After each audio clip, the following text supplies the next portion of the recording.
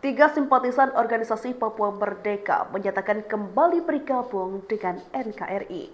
Berawal pada Minggu siang 13 April 2025, tiga orang mendatangi pos TNI KM 53 di distrik Senuk Kabupaten Boven Degoel, Papua Selatan. Dengan membawa senjata api laras panjang, ketiganya merupakan anggota pemberontak TPNOPM dari Kodam 5 Papua Selatan bikin anggota cukup terkejut.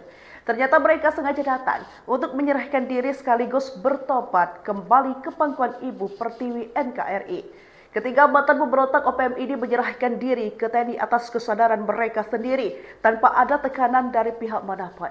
Hati mereka terunggah setelah melihat prajurit-prajurit TNI Satgas Yonif 144 Jaya Yuda selalu bergerak membantu mengatasi kesulitan masyarakat.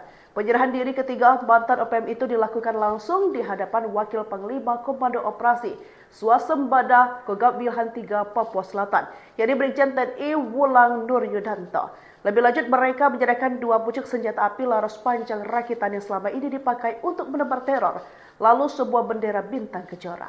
Takut ditembak, tiga anggota OPM membelot, serahkan senjata ke TNI.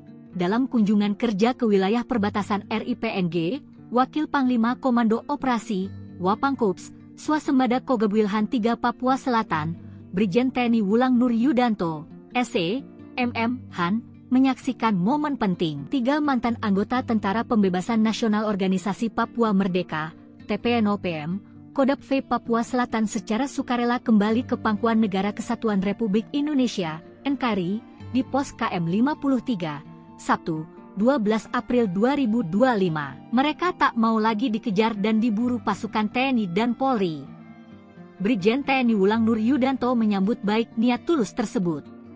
Ia juga menegaskan bahwa pemerintah dan TNI selalu siap menerima masyarakat yang ingin kembali ke NKRI. Sebagai simbol kesungguhan, ketiga mantan anggota TPNOPM tersebut menyerahkan dua pucuk senjata api rakitan laras panjang jenis Enkelloop dan bendera bintang kejora kepada pihak berwenang. Penyerahan ini menandai komitmen mereka untuk meninggalkan masa lalu dan berkontribusi dalam